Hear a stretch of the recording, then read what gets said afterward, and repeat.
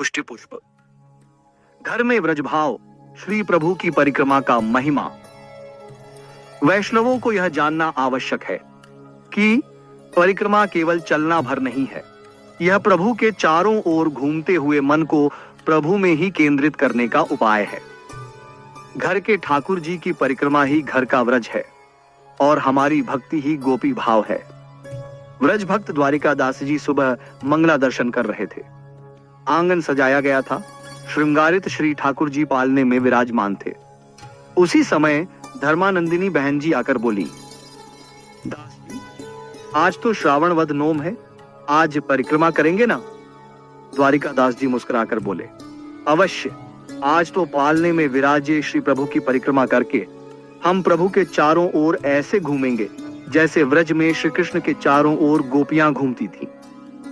इसके बाद बात शुरू हुई कि किन किन दिनों परिक्रमा करनी है और कितने फेरे लेने हैं। द्वारिकादास समझाने लगे।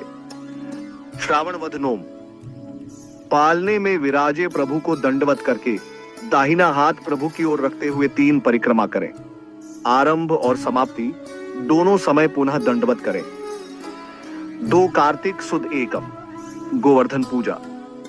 यदि घर में गोवर्धन पूजा न हो तो श्री ठाकुर जी को मध्य में विराजित कर 5 या 7 परिक्रमा करें। 5 कोश और 7 कोश गिरिराज परिक्रमा का भाव। 3 नोम। श्रृंगार के बाद 9 परिक्रमा करें। नवधा भक्ति का स्मरण। 4 कार्तिक सुद अज्ञारस, मंडप में श्री प्रभु और तुलसी जी की परिक्रमा करें। फागुन वद एकम, डोलोत्सव। चौथे खेल के बाद भोग धराकर आरती करके परिक्रमा करें। छठे खेल के बाद भोग धराकर आरती करके परिक्रमा करें। आषाढ़ सुद एकम रथ यात्रा, रथ में विराजे प्रभु का रथ उतारने के बाद परिक्रमा करें।